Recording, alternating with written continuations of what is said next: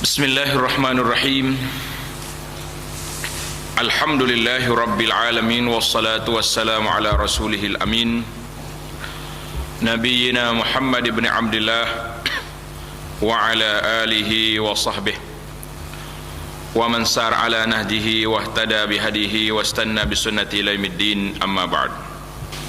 Kita telah masuk kepada perkara 2.4, sifat sembahyang, sifatus salah, sifat-sifat salat, rukun-rukunnya dan sunat-sunatnya. Rukun yang ketiga, qiyam. Awana qiyam, berdiri betul, berdiri tegak, itu qiyam. Hadis yang ke-70, an Abi Humid As-Sa'idi radhiyallahu anhu qala, kana Rasulullah sallallahu alaihi wasallam idza qama ila as-salah i'tadala qa'iman wa rafa'a yadayhi hatta haza bihima mankibai. Ini sifat mengangkat tangan, sifat nak angkat tangan. Rawahul Imam Ahmad wa ghairuh. Biasanya Rasulullah sallallahu alaihi wasallam apabila berdiri salat, dia akan berdiri tegak, kemudian mengangkat kedua tangannya hingga menyamai kedua bahunya, lalu bertakbir dengan takbiratul ihram. Dalam riwayat ini Abu Hamid As-Sa'idi riwayat kepada kita sakat mana paras angkat tangan, sakat bau. Ni tangan, bau. Allahu Akbar. Ada riwayat lain sakat bawah telinga ni, tinggi sikit. Allahu Akbar. Riwayat yang paling tinggi setakat ni, atas telinga. Allahu Akbar. Itu saja yang lebih tinggi. Ni kan kita duk tengok orang dak buat ni begini sekarang. Allah, ini bukan orang akak takbir, orang serenda ni. Orang dah mengaku kalah, tak mau dah lah. Biar ada peraturan lah kan. Dia kata salah ke angkat, kita bukan soal salah ke. Soalnya mana sunnahnya Nabi kita sallu kama raaitumuni. Jadi betul tangan macam ni, bawah ni 1 2 3. Dalam hadis ni Abu Hamid kata apa?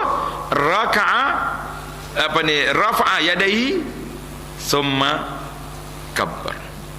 Angkat dulu.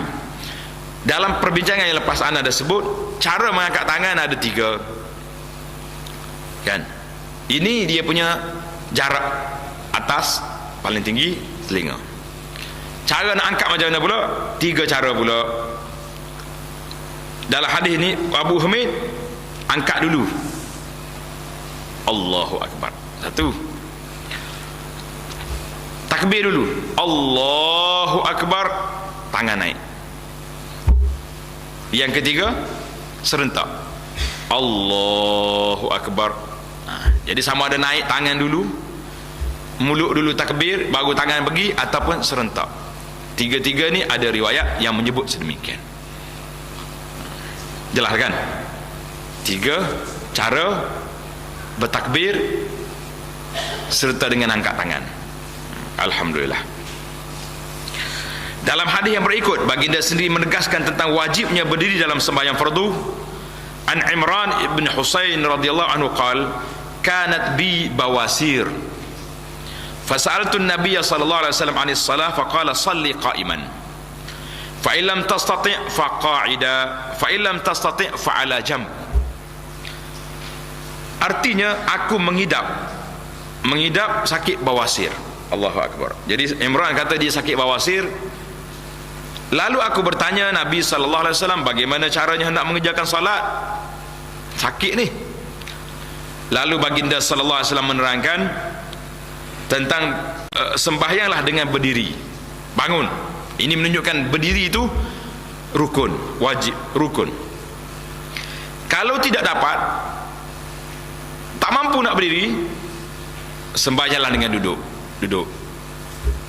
Kalau engkau tidak dapat juga duduk, nak duduk pun tak sakit juga, apa buat? Maka sembahyanglah dengan berbaring, dengan mengiring sebelah kanan. Mana kita tidur macam kita tidur macam mayat kan, kita tidur kan sunat tidur belah kanan ni, tak pipi atas ni. Kita masuk masa dia tidur kalau oleh orang dalam kubur macam mana, gitu juga letak. Jadi itu yang sunnahnya. Tapi kalau tak mampu, tak salah, kita boleh tidur melentang ini, kaki ke arah kiblat. Hadis ini dalam Bukhari. Tengok, Zadan Nasa'i, fa illam tastati' fa mustalqiyan la yukallifullahu nafsan illa wus'aha. Hadis ini juga diriwayatkan oleh An-Nasa'i dan ada tambahan di hujungnya, iaitulah baginda sallallahu alaihi wasallam bersabda, kalau engkau tidak juga dapat mengerjakan sembahyang dengan cara tersebut, tak boleh nak mengiring gini, maka hendaklah engkau mengerjakan dengan telentang. Macam mana nak telentang? Kaki ke arah kiblat. Ni ke sana kiblat, kaki tak sini. Ini kita letaklah bantal ke bawah kepala kita biar tinggi sikit. Allah tidak memberati seorang melainkan sekadar yang dia terdaya. Jadi Allah Ta'ala tak paksa kita, la yukallifullahu nafsan illa wus'aha. Jadi hadis ni jelaslah kepada kita para jemaah, ini dia panggil keindahan Islam. Islam tu indah ke tidak? Islam tu indah. Sebab kalau tak mampu, boleh buat setakat yang mampu. Tidak kata mesti berdiri juga. Jawabnya ramailah orang mati dalam solat kalau berdiri rebah kan. Menurut huraian hadis yang ke-70 menjadi dalil tentang wajibnya berdiri dalam salat. Demikian juga hadis yang ke-71 ini, hadis ini juga menerangkan lagi tentang cara salat orang sakit.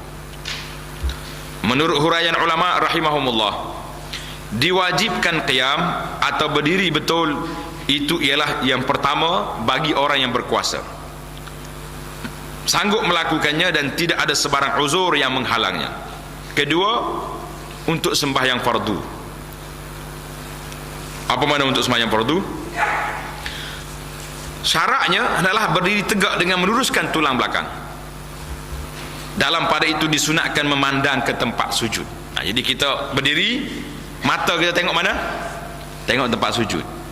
Kerana itulah tidak eloklah, tidak digalakkan beli sejadah yang pelik-pelik tu. Duk tengok, comel juga ni. Ada pandangan-pandangan tak? Beli sejadah Turki, bangunan Turki, duk mikir bila lah aku nak pergi Istanbul. Tengok kat Kaabah bila pula nak pergi umrah. Jadi duk mikir, cantik kosongnya, tak ada apa-apa. Adakah syarat warna putih? Saya kata tak syarat juga warna putih. Yang pentingnya tak banyak dia punya gangguan. Kalau warna putih pun ada masalah juga. Kadang-kadang semut naik, semut duk merayak, semut duk berambak kat sini. Kita duk tengok dia macam mana jadi. Dia jadi salat dengan semut pula kita. Sebenarnya dia balik kepada hati lah. Kalau hati itu lara, leka, maka dia akan jadi lagu itulah. Jadi naknya tengok tempat sujud. Kenapa? Bila kita tengok tempat sujud, mata kita tak melilah banyak. Kalau tidak, dia tengok habislah. Baru mari dia tu. Kita jadi macam pengawal pula. Sampai orang tanya soalan dekat Kaabah, nak tengok Kaabah ke tengok tempat sujud? Jadi di sini dibahaskan oleh para ulama, maka ramai yang memilih kita tengok tempat sujud. Kalau tengok Kaabah, orang duk tawaf depan tu, habis kita duk cek orang tu. Allah, baju biru tu tadi lagi tu. Tak habis-habis lagi dia tu. Duk tengok dia tu, bila nak siap, berapa round dah dia. 3 rakaat solat tak habis lagi dia ni kan. Jadi kita duduk cek orang, dia tu tengok tempat sujud, selesai masalah kita. Tentang sembahyang sunat, maka dibolehkan sembahyang duduk, tetapi lebih besar pahalanya jika dikerjakan dengan berdiri. Jadi bagi orang yang solat sunat, dia boleh ada pilihan. Dia boleh duduk, dia boleh berdiri. Tapi kalau duduk, apa sebab? Kenapa duduk? Uzur? Tak apa, boleh pahala penuh. Kenapa duduk? Relax, boleh setengah pahala. Rugi kita. Kita nak solat sunat pun nak pahala setengah ke nak pahala penuh? Mesti nak pahala penuh kan? Kenapa nak ambil pahala setengah? Sedangkan kita mampu, kita ada kemampuan, kita tak ada uzur. Tapi bagi orang uzur duduk tidak jadi masalah, kerana dia dapat pahala penuh. Alhamdulillah. Di bawah tajuk sembahyang orang sakit, berdasarkan hadis ini dan juga hadis-hadis yang lain, jelaslah bahawa sembahyang fardu yang 5 wajiblah dikerjakan dalam segala keadaan, sehingga orang yang sakit pun tidak terlepas. Jadi dalam Islam ini, orang tak ada cuti dalam bab solat, tak ada cuti dan tak boleh ditangguhkan. Berbeza dengan puasa.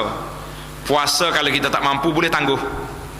Faman kana minkum maridan aw ala safarin fa iddatun, Tuhan sebut dalam Quran, siapa dia sakit, musafir, dia buka puasa, dia boleh tak boleh ganti hari lain. Tapi solat boleh. Sakit di hospital ni, habis nanti ganti lepas sembuh lah. Boleh. Tak ada ganti. Sekarang kena buat.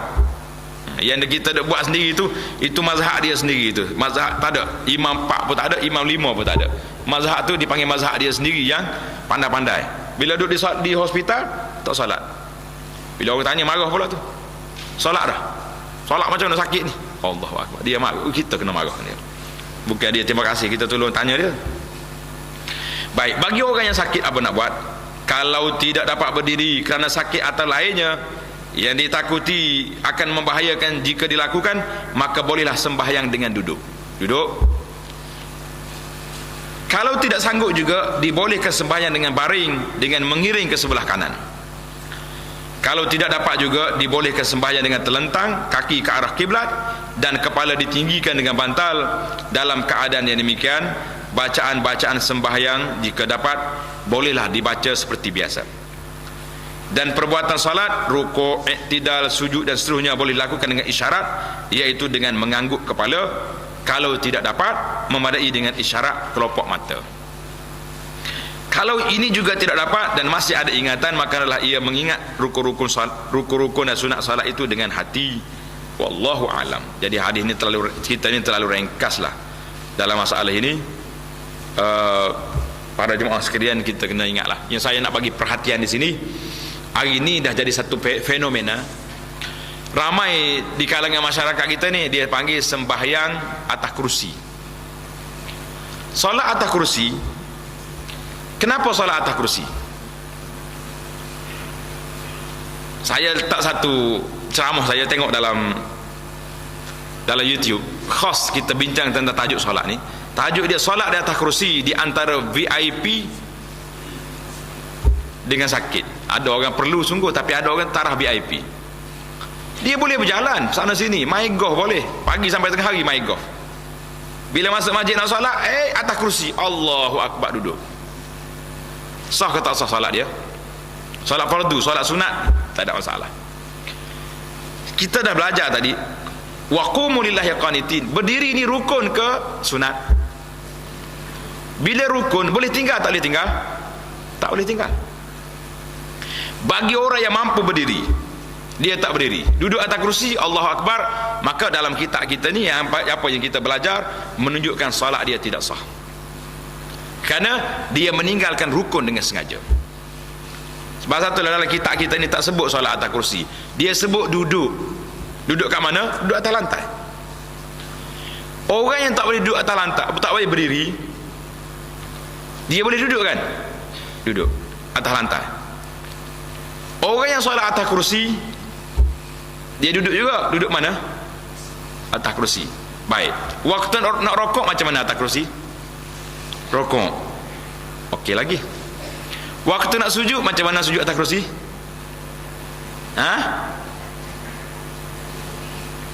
Sujud gitu ya. Kalau dia atas lantai, dia sujud macam mana? Dia sujud atas lantai. Dia boleh duduk antara dua sujud. Dia boleh duduk tahiyat. Sedangkan dia mampu semua tu. Duduk atas kursi, dia telah meninggalkan sujud atas lantai, dia telah meninggalkan duduk antara dua sujud, dia telah meninggalkan duduk untuk tahiyat. Berapa rukun dia tinggal? Sekiam tinggal. Sujud tinggal. Rukuk dia rukuk atas tu dah. Biasalah. Jadi dia akan meninggalkan 4 rukun yang besar. Maka di manakah nak sahnya salat orang duduk atas kursi tanpa uzur? Tak ada kau orang duduk atas kursi? Boleh. Orang kena stroke yang memang tak bergerak dah dia. Kita letak di atas kursi, itu ya duduk. Tak ada masalah. Bismillah. Allahu Akbar, boleh. Ataupun orang yang belah kepala lutut contohnya, memang tak boleh nak bengkokkan dia punya lutut kaki. Kalau turun atas ni pun payah nak duduk, maka boleh duduk atas tu sehingga sembuh dia punya penyakit. Jadi bagi anak lah satu fenomena yang tak sihat berlaku dalam masyarakat kita ni. Orang solat di atas kursi sedangkan dia mampu untuk melakukan banyak rukun-rukun yang lain. Dia tak mampunya berdiri saja. Sebab kalau diri goyang, terbalik, maka dia duduklah. Duduk. La yukallifullahu nafsan illa wus'aha. Tapi kalau tinggalkan semua rukun yang dia boleh buat dengan sengaja, dalam ilmu yang kita belajar ni, solatnya tidak sah. salat tidak sah, maka dengan itu kesianlah dia salat, tapi salat VIP yang tidak menepati kehendak syariat. Nasihatlah kepada sahabat-sahabat kita yang duduk bawa kerusi pergi sana sini, bila nak salat duduk. Kita katakan salat macam ni tidak sah kerana dia telah meninggalkan rukun-rukun yang menjadi rukun dalam salat dengan sengaja, yang tidak diizinkan untuk dia tinggalkannya. Wallahu a'lam. Rukun yang keempat, membaca Al-Fatihah. Hadis yang ke-72, an Ubadah bin Samit radhiyallahu anhu, anna Rasulullah sallallahu alaihi wasallam qala la salata liman lam yaqra bi Fatihatil Kitab. Rawahul Bukhari wa Muslim. Daripada Ubadah bin Samit, Rasulullah sallallahu alaihi wasallam bersabda, tidak sah sembahyang bagi orang yang tidak membaca Al-Fatihah. Tak baca Al-Fatihah, tak sah salat dia. Hadis yang ke-73, man shalla salatan lam yaqra fiha bi ummil Quran fahiya khidaj. Rawahu Muslim.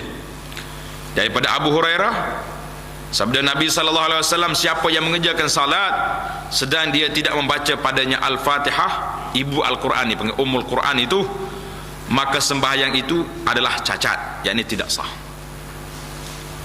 Dua hadis ini menjelaskan kepada kita kewajipan membaca Al-Fatihah. Mana Al-Fatihah itu rukun salat. Menurut huraian ulama, hadis-hadis ini menjadi dalil tentang wajibnya membaca Al-Fatihah di dalam setiap salat. Di dalam setiap salat wajib.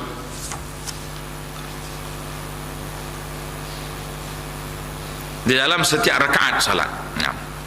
Sama ada ia sembahyang seorang diri atau berjamaah, meliputi imam dan makmum. Demikian juga sama ada sembahyang fardu atau sembahyang sunat. Surah Al-Fatihah itu dimulai dengan Bismillahirrahmanirrahim hingga waladdallin, dan disunatkan membaca amin pada akhirnya. Ia dinamakan Ummul Quran, ibu Al-Quran, kerana mengandungi secara ringkas dasar-dasar Islam yang asasi yang kerananya Al-Quran diturunkan.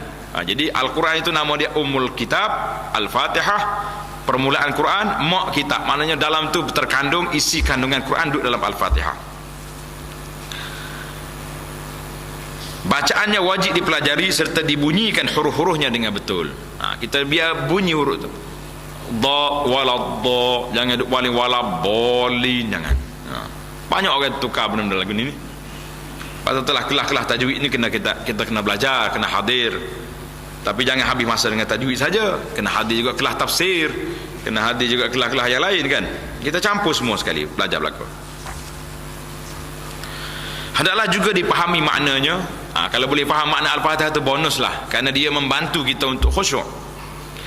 Kerana fahaman yang mendalam sahajalah yang akan memberikan faedah dan kesan yang sebaik-baiknya. Demikian juga halnya bacaan dalam salat. Jadi ini fiqh kita, fiqh mazhab Syafi'i. Ada sebagian fiqh ulama lain mengatakan kalau salat seorang imam memang dia kena baca Al-Fatihah. Tapi kalau dia makmum, dia boleh dengar aja imam baca. Sebab ada ayat Quran yang kata fa iza quri'al Qur'anu fastami'u. Bila orang baca Quran kena dengar. Jadi kenapa kalau kita baca juga seolah-olah kita berlawan bacaan.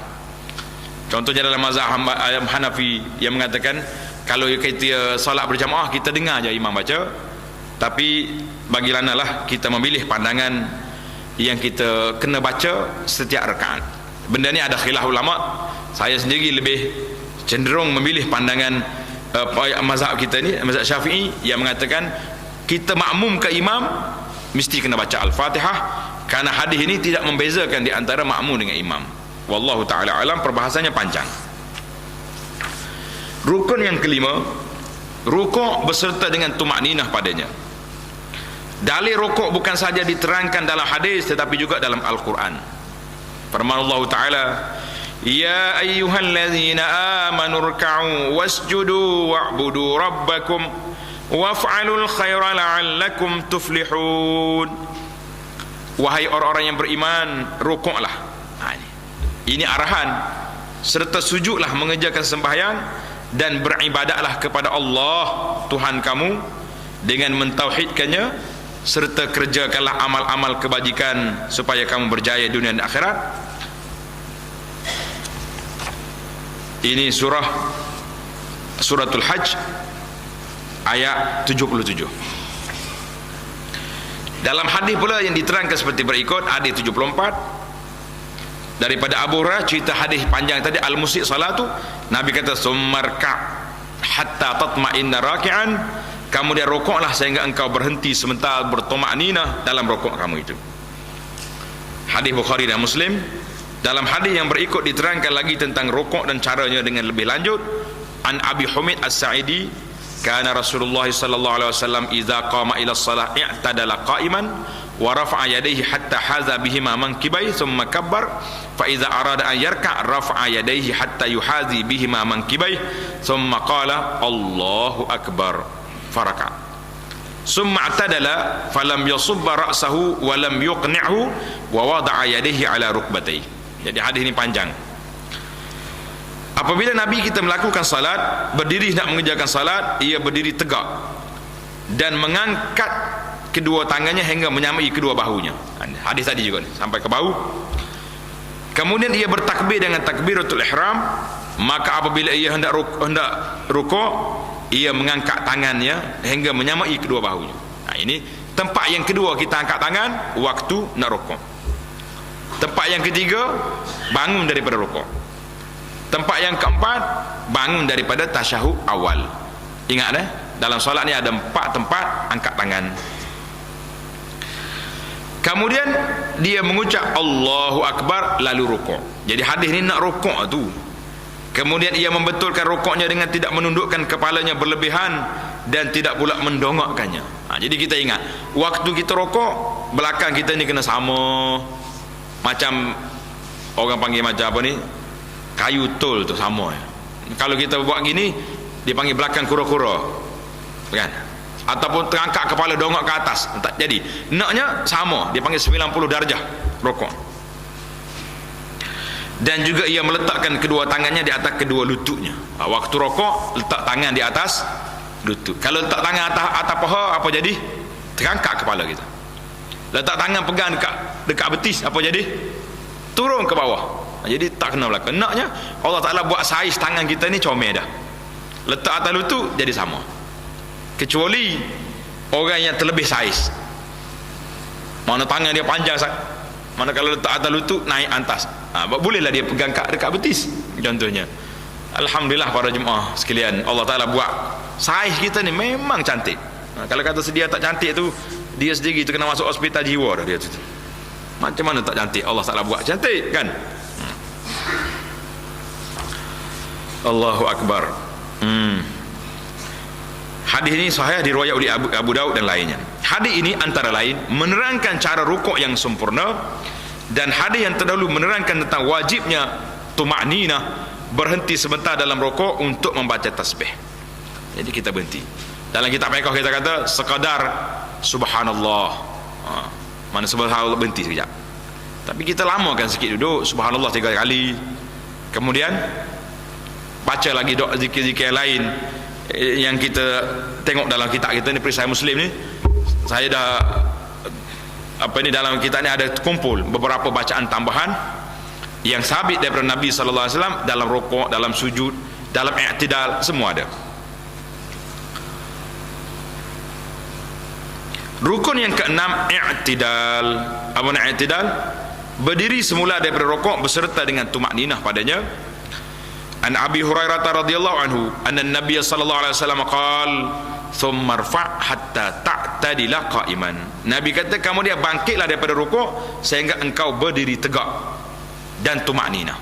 Itu arahan. Dalam hari ini tidak dinyatakan tentang tumakninah pada i'tidal, tetapi perkara itu dapat dipaham daripada hadis-hadis yang lain. Hadis yang diriwayatkan oleh Imam Ahmad, thumma irfa' hatta tatma'inna qa'iman. Kemudian bangkitlah daripada rukuk sehingga engkau berdiri tegak, disertakan dengan berhenti sebentar. Sebentar itu makna tumakninah.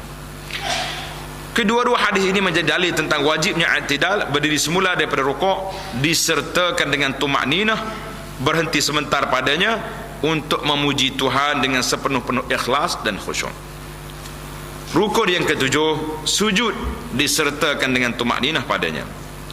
Dalilnya hadis al-musi summasjud hatta tatma'inna sajidan, kemudian sujudlah sehingga engkau tumakninah, berhenti seketika dalam sujud. Hadis ini menjadi dalil tentang wajibnya mengerjakan sujud dalam sembahyang disertakan dengan tumakninah padanya. Dan dalam hadis yang berikut diterangkan pula tentang cara mengerjakan sujud. Ini kita belajar cara. Sebab kita ni kadang-kadang tak apa ambil perhatian sangat. Tengok hadis Al-Abbas bin Abdul Muttalib. Anna Nabi sallallahu alaihi wasallam qala iza sajada al-'abdu sajada ma'hu sab'atu ara'ab wajhuhu wa kaffahu wa rukbatahu wa qadamah. Apabila seorang hamba Allah Ta'ala sujud, sudah semestinya sujud bersama-samanya 7 anggota. Jadi 7 anggota ni mesti kena. Muka, kedua tangan, kedua lutut dan kedua kakinya. Tengok ni, berapa dia panggil dalam hadis yang sahih di bawah ni. Tengok hadis Ibn Abbas ni. Umirtu an asjuda ala sab'ati a'zum ala al-jabhati wa asyara ila anfihi wal yadaini wal rukbataini wa atrafal qadamain. Rawahul Bukhari. Maksudnya aku diperintahkan sujud dengan 7 tulang, 7 anggota, iaitu dengan dahi termasuk hidung, sambil baginda menunjuk ke arah hidungnya, dan kedua tangan juga kedua lutut serta hujung kedua jari, yakni perut jari. Hadis ini diriwayat oleh Imam Bukhari. Maka jelas kepada kita, tengok dalam huraian hadis 78.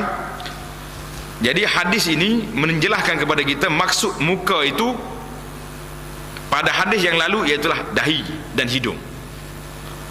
Dimaksudkan dengan kedua kaki ialah hujung atau perut jari. Kalau boleh buat tunjuk baru sedap ni. Jadi bila kita nak sujud, yang kita kena letak dahi kita mesti rapat atas lantai. Cuma Nabi kita tunjuk sekali dengan hidung. Jadi biar dahi dengan hidung rapat. Jadi kalau kita pakai cermin mata mengganggu, tak nak rapat ni, maka kena buka cermin. Kalau cermin mata tak ganggu, tak ada masalah di situ. Yang kedua, 2 tangan. Yang ketiga, 2 lutut. Yang ni tak ada masalah. Yang keempat ni masalah, 2 kaki. 2 kaki ni naknya perut kaki tu, jari tu, kaki duduk sini. Biar kena. Ada setengah orang ni terangkat, ada setengah orang ni begini, dia punya lah, ini semua ni tidak menepati. Tapi kalau kita tengok di masjid kita, ada belaka. Hak terangkat pun ada, hak terlipat pun ada, yang tak nak lipat pun ada, letak gitu saja. Jadi kita belajarlah. Saya mau balik salat kita ni, kalau boleh kita buat orang tengok betul ke tidak ni, betul ke tidak. Ada orang nak buat hari ni, nak mari demo sini, boleh kita tengok mana yang salah, mana yang betul. Siapa nak? Mari kita kejap lagi lah, nanti sudah ni kita buat. Sebab nak tengok ni 7 anggota. Jadi ada orang tanya, saya kena tekan ke dahi ni ustaz sampai rapat ke sejadah? Tak, letak atas sejadah cukup lah, tak payah dia tekan. Kalau kita tekan lagi tu, ada setengah orang dia tekan nak jadi hitam atas dahi ni, nak tanda orang kuat ibadat lah. Tanda hitam tak syarat ibadat. Kalau kadang tu hitam bukan sini, atas ni, enggak masa apa dia sujud sini ya. Macam-macam dia boleh tunjuk, ni dahi hitam tu. Ada orang cakap, ustaz saya tengok dia ni warak lah. Kata mana bukti? Tengok dahi dia hitam. Kata dahi hitam tu bukan atas tu, orang sujud sini, yang dia hitam atas ni tu, mana boleh kira. Macam-macam dia punya mazhab sekarang ni kan. Jadi ambil perhatian di mana muka, ambil perhatian kita dalam ni kaki. Kaki ni memang boleh katakan banyak orang salah di tempat ini. Rukun yang ke-8, duduk antara 2 sujud beserta dengan tumakninah padanya. Mana dalil hadis Abi Hurairah tadi, summasjud hatta tatma'inna sajidan, summarfa' hatta tatma'inna jalisan, summasjud hatta tatma'inna sajidan. Sujudlah sehingga engkau bertumakninah dalam sujudmu, kemudian bangkitlah daripada sujud hingga engkau duduk bertomakninah padanya, kemudian sujudlah sekali lagi sehingga engkau bertomakninah padanya. Jadi semuanya sujud, cara-cara anggotanya 7 kita dah sebut tadi. Hadis ini diriwayat oleh Imam Bukhari menjadi dalil bahawa duduk antara 2 sujud beserta dengan tumakninah menjadi salah satu rukun dalam salat. Sujud, duduk antara 2 sujud. Karena itulah saya sebut tadi, bahayanya orang duduk atas kursi ni sebab dia tak ada lagi duduk antara 2 sujud, sedangkan dia mampu. Dia tak mampunya apa? Berdiri je tak mampu, duduk mampu. Kenapa kita tinggalkan? Rukun yang ke-9, membaca tahiyat akhir. Membaca tahiyat akhir. Bacaan tahiyat diriwayatkan oleh sahabat-sahabat Nabi sallallahu alaihi wasallam, ada banyak riwayat. Ada riwayat Ibnu Mas'ud, riwayat Ibnu Abbas, Abu Musa al-Asy'ari dengan lafaz dan susunan yang berlainan sedikit antara satu dengan yang lain, tetapi yang afdalnya menurut mazhab Syafi'i dalam kurungan tu ialah lafaz yang diriwayatkan oleh Ibnu Abbas kerana kandungannya lebih lengkap. Mana riwayat Ibn Abbas yang kita selalu baca ni? Tengok hadis ni. Kana Rasulullah sallallahu alaihi wasallam yu'allimuna at-tashahhud kama yu'allimuna surata minal Quran. Kata Ibn Abbas, hadis 81, Rasulullah sallallahu alaihi wasallam mengajar kami bacaan tahiyat sebagaimana ia mengajar kami bacaan sesuatu daripada Quran. Maknanya lengkap bacaan. Baginda ajar, kata sekali sambil-sambil perlahan-lahan, at-tahiyyatul mubarakat, as-salawatut tayyibatu lillah, assalamu alayka ayyuhan nabiyyu wa rahmatullahi wa barakatuh, assalamu alayna wa ala ibadillahis salihin, ashhadu an la ilaha illallah wa ashhadu anna muhammadar rasulullah. Jadi hadis ni sahih, diriwayat oleh Imam Muslim. Riwayat Ibnu Mas'ud pula macam mana? At-tahiyyatu lillah was-salawatu wat-tayyibat, assalamu alayka ayyuhan nabiyyu wa rahmatullahi wa barakatuh, assalamu alayna wa ala ibadillahis salihin, sampai ke akhirnya. Yang bezanya mana? At-tahiyyatu lillah was-salawatu wat-tayyibat. Jadi siapa dibaca hadis ni pun jelas sahih, diriwayat oleh Imam Bukhari dan Muslim. Jadi tak ada masalah. Hadis Abu Musa al-Asy'ari tadi pun ada lagi hadis Ibnu Umar contohnya, at-tahiyyatu lillah was-salawatu wat-tayyibat, assalamu alayka ayyuhan nabiyyu. Jadi hadis Abu Musa al-Asy'ari, at-tahiyyatu at-tayyibat, as-salawatu lillah, assalamu alayka ayyuhan nabi. Jadi semua ni bacaan-bacaan yang hampir sama saja, cuma perbezaan sikit-sikit. Tapi ada at-tahiyyat kan. Makna dia sangat menarik lah. Kalau kita nanti kita ada wacana, kita bincang tentang bacaan-bacaan dalam solat. Kenapa ni perbezaan-perbezaan ini memberi makna yang besar kepada kita para jemaah. Baiklah, terjemahannya boleh baca sendirilah. Yang pentingnya kita nak perbincangan kita tentang rukun solat itu yang ke-9, membaca tahiyat akhir. Hubungan bacaan tahiyat dengan peristiwa Isra dan Mi'raj. Jadi ada dalam cerita ni, sembahyang ialah Mi'raj orang mukmin. Maknanya Nabi kita naik Mi'raj ke langit. Kita orang mukmin ni boleh Mi'raj ke tidak? Jawabnya boleh. Dengan naik apa? Dengan solat. Yakni mendekatkan seorang mukmin laki-laki dan perempuan dengan Tuhannya untuk bermunajat, menghadap dan merayu dengan sepenuhnya khudu' dan khusyuk kepada Allah Azza wa Jalla. Sembahyang disifatkan demikian kerana ia difardukan ke atas Nabi sallallahu alaihi wasallam dan umatnya semasa baginda dibawa menghadap ke hadrat Allah Taala di peringkat alam yang tinggi setinggi-tingginya, mengatasi langit yang ketujuh dan Sidratul Muntaha pada malam Isra dan Mi'raj yang termaklum. Jadi cerita solat tu dah maklum dah. Malam Nabi kita terima di mana? Ketika Nabi kita Mi'raj. Jadi kalau kita nak Mi'raj, nak naik menghadap Allah Taala macam mana? Kita solat Allahu Akbar, mana kita dah menghadap Allah Taala. Jadi Mi'rajul Mukmin dalam solat dia, menurut sebuah maksud hadis, baginda Mi'raj, kemudian berlakulah cerita at-tahiyatul mubarakat, kemudian Allah jawab assalamualaikum, kemudian Jibril jawab. Tuan-tuan dan puan-puan, tanda di situ. Saya sudah semak beberapa kitab mengatakan cerita ini la aslalahu, tidak ada sandaran yang sahih daripada Nabi. Jadi oleh kerana dia tak sahih, kita pun tak nak bawa cerita panjanglah, kerana masyarakat cukuplah dengan apa yang riwayat-riwayat yang sahih mari daripada Nabi sallallahu alaihi wasallam, yakfi, memadai. Rukun yang ke-10, duduk pada tahiyat akhir. Menurut huraian ulama, oleh kerana telah sabit wajibnya membaca tahiyat akhir, wajiblah pula duduk padanya. Rukun kena duduk ya. Dalam pada itu hadis yang berikut menerangkan cara duduknya. Hadis 82, An Abi Humid As-Sa'idi, ra'aitu an-nabiyya sallallahu alaihi wasallam idza jalasa fi ar-rak'atil akhirah qaddama rijlahu al-yusra wa nasaba al-ukhra wa qa'ada ala maq'adatihi. Apabila Nabi duduk pada rakaat akhir, aku lihat Nabi sallallahu alaihi wasallam apabila duduk di pada rakaat akhir, ia melepaskan kaki kirinya di bawah kaki kanan serta menegakkan kaki kanannya, dan ia duduk secara meletakkan punggung di atas lantai. Ini dia panggil duduk at-tawarruk, maknanya duduk atas punggung. Kaki kanan angkat, kaki kiri masuk di bawah kanan. Yang macam kita duduk biasalah, duduk tahiyat akhir tu. Hadis dalam Bukhari, cara yang duduk demikian dinamakan duduk tawarruk. Awana tawarruk, duduk atas punggung. Iaitulah berlainan dengan duduk iftirash. Duduk iftirash ni duduk atas tapak kaki kiri, angkat kaki kanan. Ini yang disunatkan melakukannya semasa membaca tahiyat awal. Ini akan diterangkan dalam bahagiannya yang tertentu mengenai perkara-perkara sunat dalam solat. Jadi kita akan bincang nanti hay'ah ni dalam solatnya, dalam sunat nanti insya-Allah.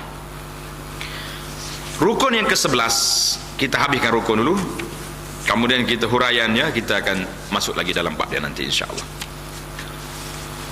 Rukun yang ke-11 membaca selawat dalam tahiyat akhir.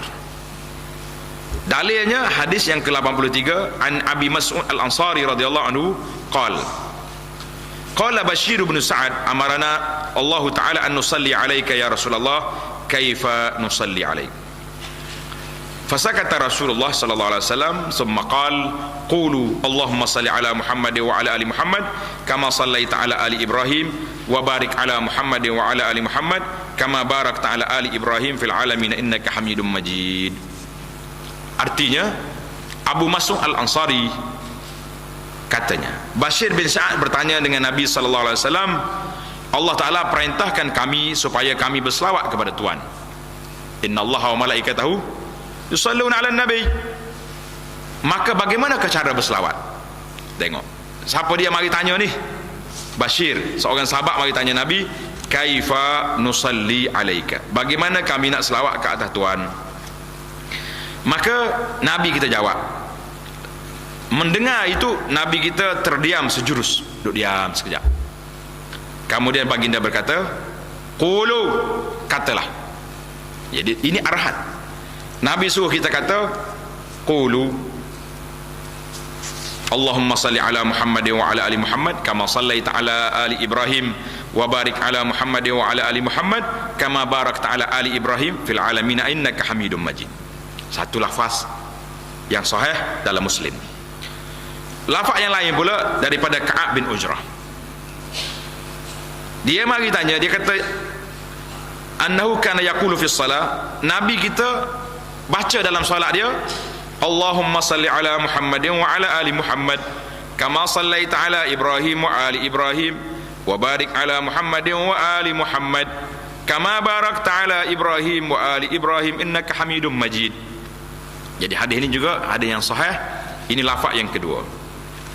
Banyak lagi hadis-hadis yang menerangkan cara dan lafaz berselawat atas Nabi sallallahu alaihi wasallam yang diriwayatkan oleh imam-imam Bukhari, Muslim dan lain-lainnya.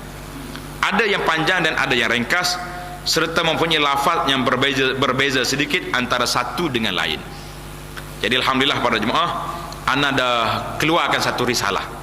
Tajuknya lafaz-lafaz selawat yang sahih. Dapat dah?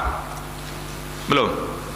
Kalau tak dapat lagi, kita akan bagi lafaz selawat yang sahih dalam risalah yang kecil. Nama dia lafaz selawat yang sahih. Bagi para pendengar yang melalui alam maya ni, boleh ambil selawat ini melalui website abuanasmadani.com, cari selawat yang sahih. Di situ anda dah letakkan senarainya.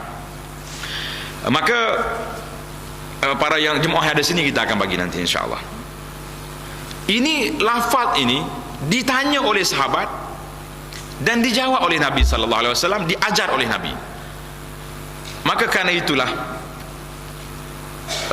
Imam Al-Hafidh Ibnu Hajar rahimahullah ta'ala membuat kesimpulan bahawa selawat yang paling afdal, yang paling baik untuk kita amalkan, iaitulah selawat yang diajar oleh Nabi kepada sahabat.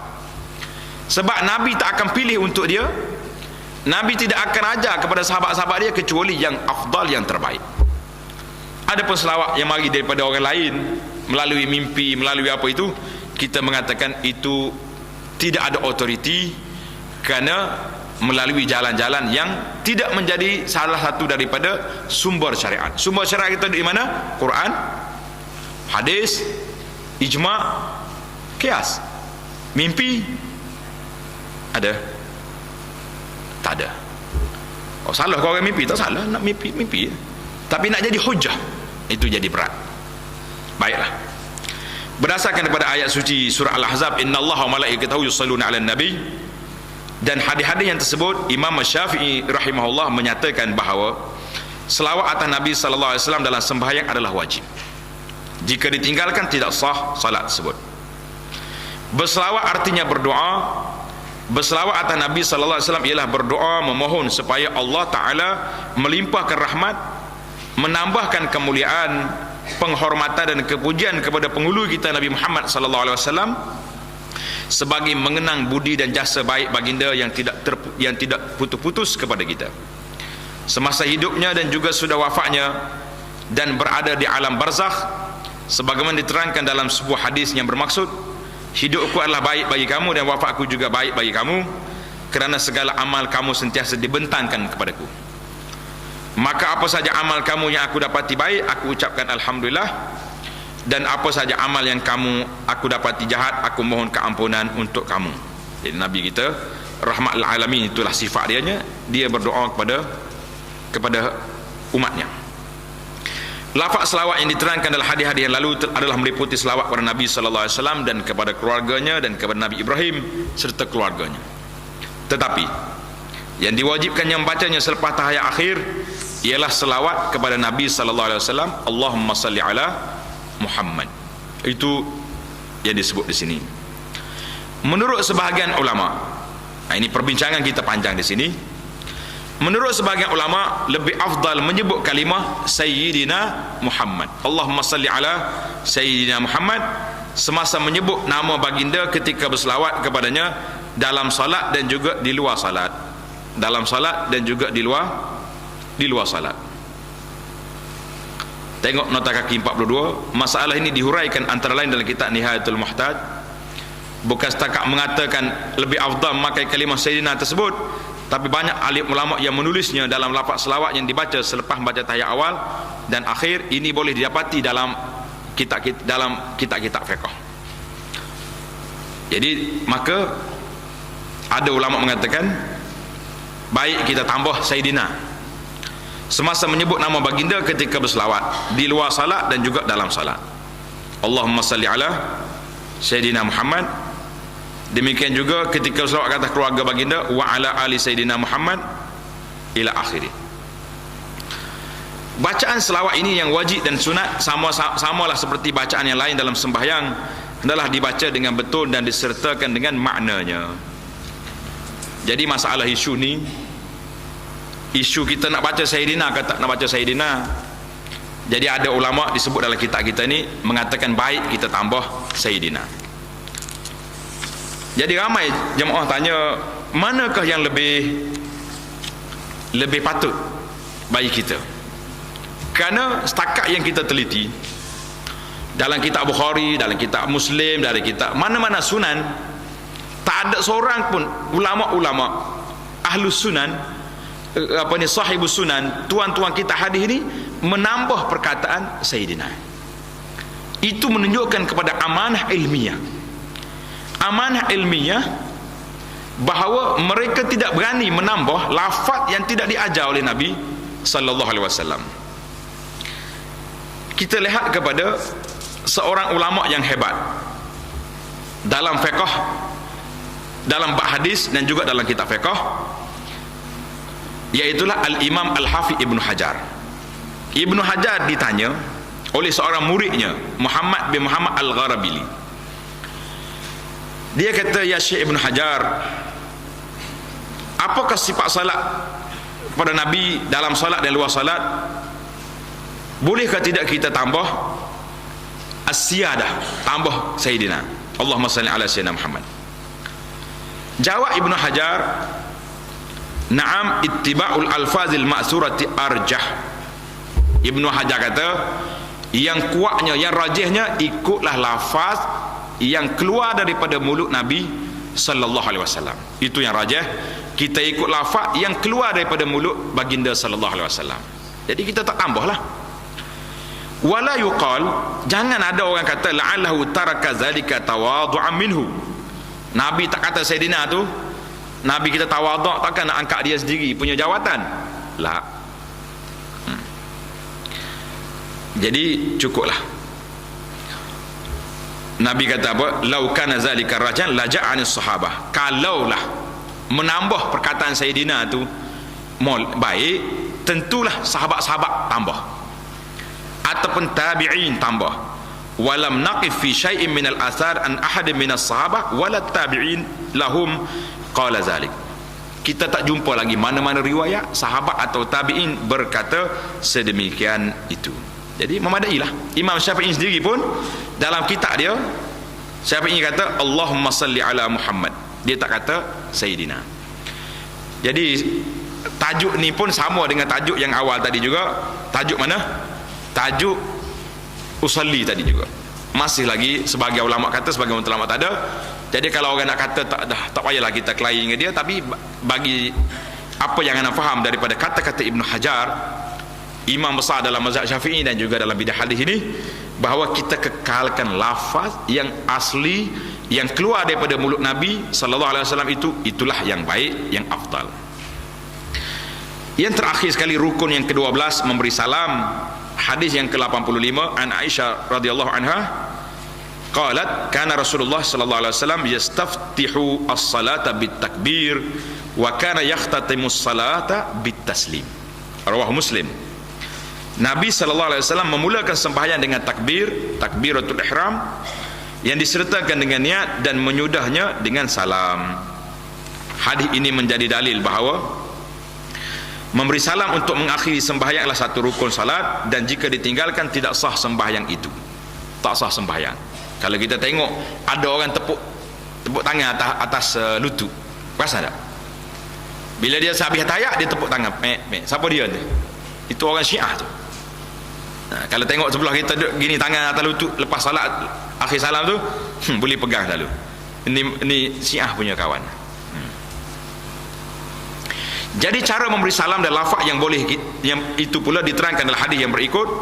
An Wa'il bin Hujur qala sallaitu ma'an Nabi sallallahu alaihi wasallam fa kana yusallim an yaminihi assalamu alaikum warahmatullahi wabarakatuh, wa an shimali assalamu alaikum warahmatullahi wabarakatuh.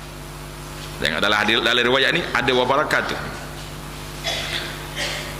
Kata Wa'il bin Hujur, aku pernah mengerjakan sembahyang bersama-sama dengan Nabi sallallahu alaihi wasallam, maka semasa mengakhiri salam ia memberi salam sebelah kanannya dengan berkata assalamualaikum warahmatullahi, iaitu lafaz yang masyhurnya setakat tu.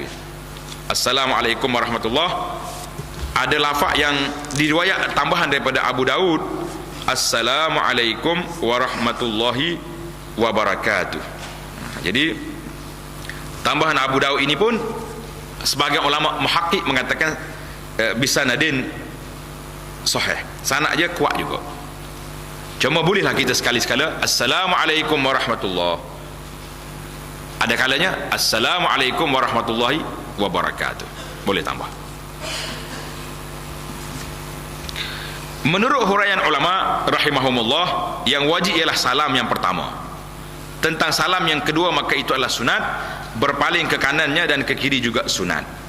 Sekurang-kurang lafaz salam ialah assalamualaikum, dan yang sempurnanya assalamualaikum warahmatullahi. Itu lafaz yang banyak. ataupun tambahan Abu Daud wa barakatuh, atau assalamualaikum warahmatullahi dengan tidak menyebut wa barakatuh sebagaimana yang disebut adalah hadis-hadis yang lain. Tujuan berpaling ke kanan dan ke kiri ialah untuk memberi salam kepada malaikat dan orang Islam yang ada di situ. Kita bagi salam kepada semua yang ada.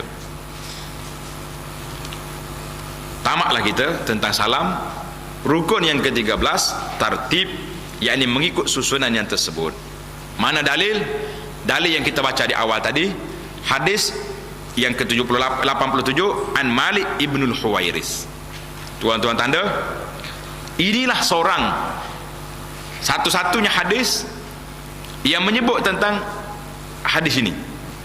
Nabi kita berpesan kepada Malik ibnul Huwairis ketika dia nak balik ke kampung dia. Nabi kata wasallu kama raaitumuni usalli. Jadi Malik kata, Rasulullah bersabda, sembahyanglah kamu sebagaimana kamu lihat aku sembahyang.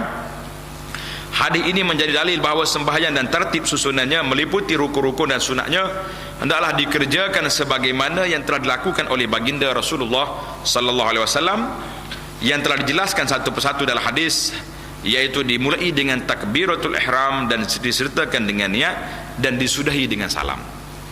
Jadi hadis Malik bin Huwairis inilah. Malik ni bila Nabi kita berpesan mau balik ke kampung, alimuhum, ajar kepada orang, dan kamu salat mengikut aku salat.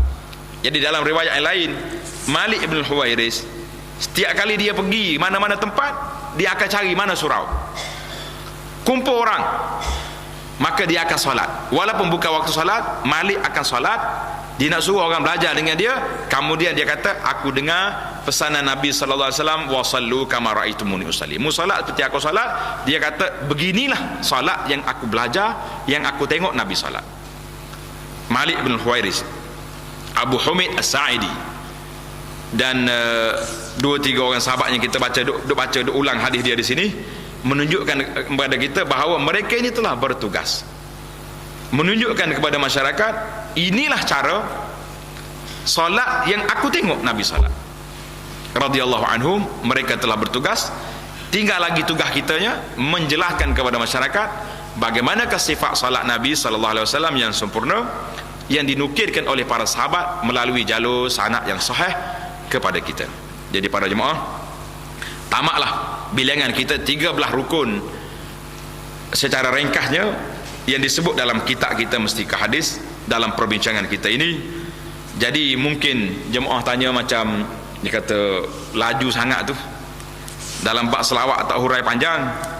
Para jemaah boleh tengok dalam kertas yang kita bagi tu, dan Hanan telah buat satu syarah khas tentang makna memahami lafaz-lafaz selawat yang sahih. Tengok dalam YouTube ada, dalam blog Abu Anas tu ada, dan juga memahami makna selawat yang sahih. Jadi alhamdulillah, memadailah kita, orang panggil ihalah, bahasa Arab kata ihalah, kita bagi kepada rojokan dia pun tak payah mana. Tuan-tuan tak payah pergi ke Pondok Sungai Durian lah nak belajar. Cukup dengan balik dengan ujung jari, dalam handphone ada, dalam tu cari lafaz selawat yang sahih Abu Anas, dan juga memahami makna selawat yang sahih. Jadi supaya kita tak panjang sangat perbincangan, tuan-tuan cukuplah di situ.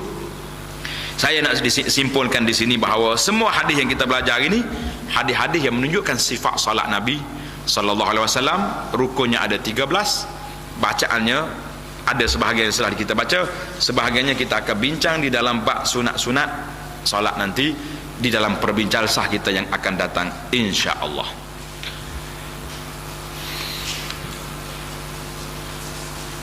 Ada soalan? Tak banyak soalan hari ni. Saya jawab secara ringkas ya. Adakah kisah Sa'labah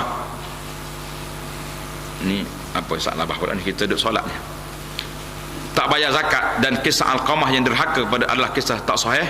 Kata na'am. Tak usah lah duduk bawa cerita Sa'labah ni pera kambing, akhir sekali derhaka ke Nabi, tak bayar zakat. Ulama-ulama hadis mengatakan cerita ini tidak sahih. Demikian juga cerita Alqamah yang mak dia tak maafkan dia tu, nak bakar tu, itu juga tidak sahih. Memadailah dengan ayat-ayat Quran dan hadis Nabi yang mensuruh kita solat, cukup. Soalannya, kalau imam lebih rakaat, contoh solat asar imam terbuat 5 rakaat, perlu ke ikut pada rakaat yang kelima? La. Kecuali kita lupa sekali dengan imam juga, kita pun sama mazhab dengan imam, lupa belaka, maka kita ikut, kemudian kita sujud sahwi. Kalau kita betul-betul ingat, kita tambihlah subhanallah. Laki-laki, perempuan tepuk tangan, jangan gini happy, gini belakang gitu. Jadi imam dengar kedok tahulah, jemaah duduk jauh belakang ni. Yang pentingnya laki-laki. Tapi begitulah realiti hari ni. Kadang-kadang satu masjid ada 300 400 orang jemaah, tak ada seorang berani tegur imam. Maknanya satu masjid itu solatnya khusyuk ke tak khusyuk? Tak boleh berani, kita tak payah hukumlah atas kita sendiri buat nanya ya kan. Tapi realitinya sedemikian.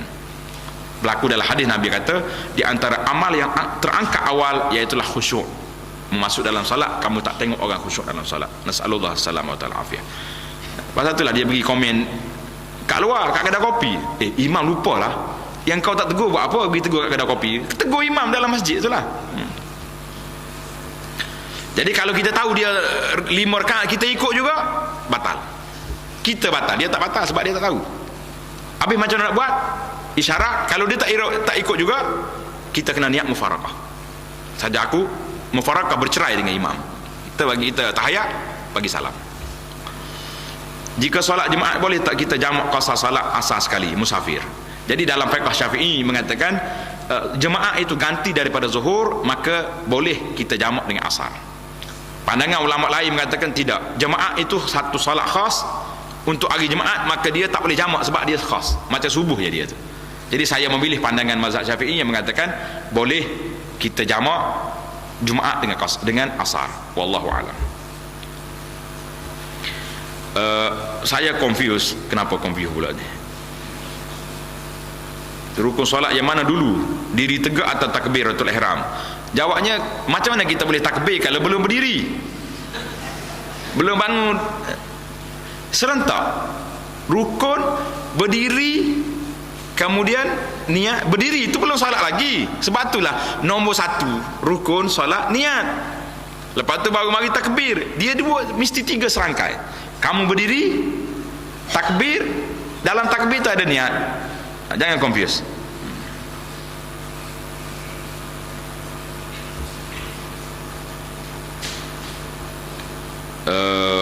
Kalau orang solat wajib duduk atas kerusi, semasa angkat takbir pun dia duduk juga, sah tak sah solat? Jawab dah tadi kan. Jawabnya tidak sah, kerana dia meninggalkan rukun solat dengan sengaja.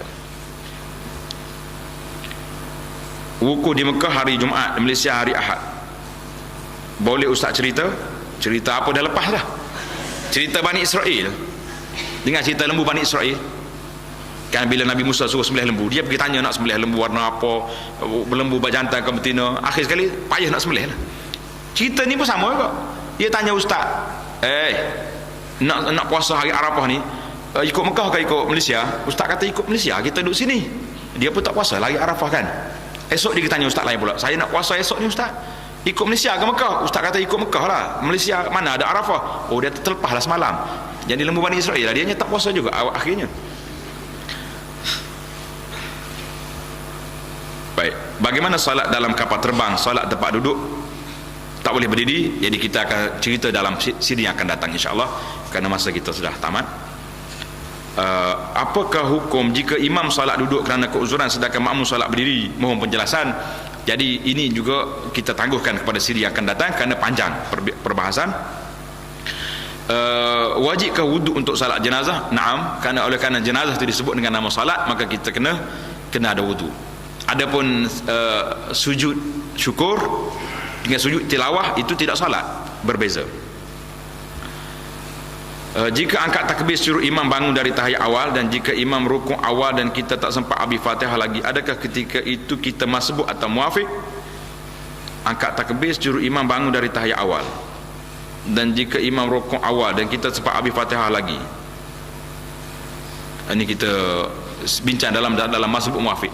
Jadi orang yang mari Allahu Akbar, imam terus rukuk, kita rukuk je, tak payah baca Fatihah.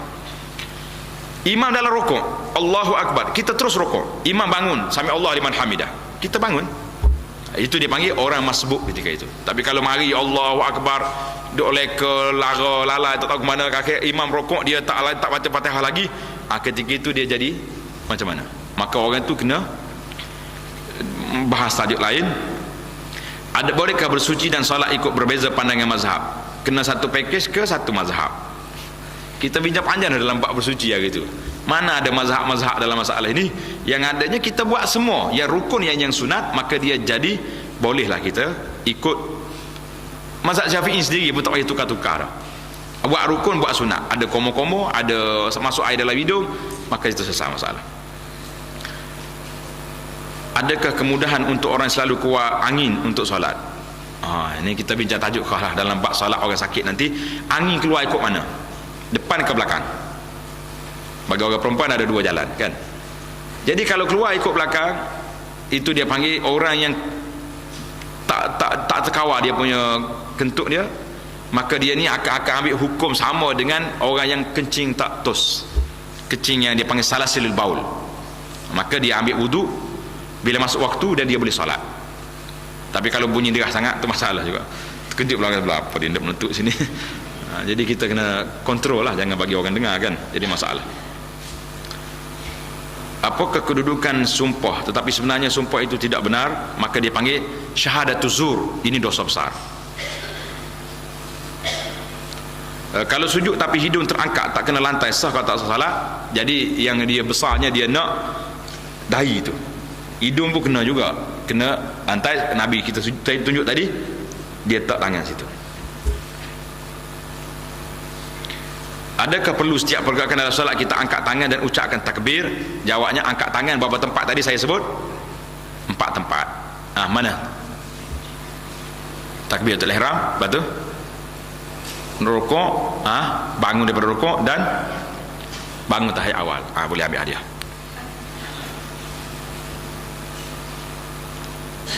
Bacaan sirina itu baik dalam solat dan luar solat? Tolong jelas lagi, tak faham. Boleh ke tak boleh? Jawabnya, benda ni benda khilaf di kalangan ulama. Tetapi yang kita pilihnya pandangan yang dipilih oleh Al-Imam Ibn Hajar, yang mengatakan al-arjah, pendapat yang paling kuat, ya afdalnya tidak sebut Sayyidina di dalam lafaz selawat yang disebut oleh Nabi sallallahu alaihi wasallam.